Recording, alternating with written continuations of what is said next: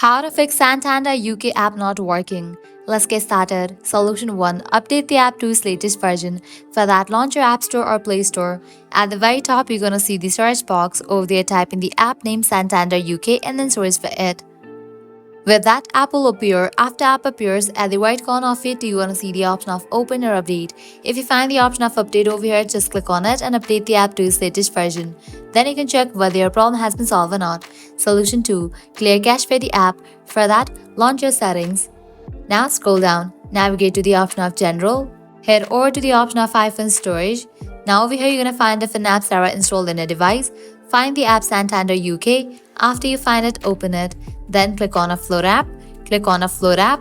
Offloading app clears cache for the app. Now click on Reinstall app.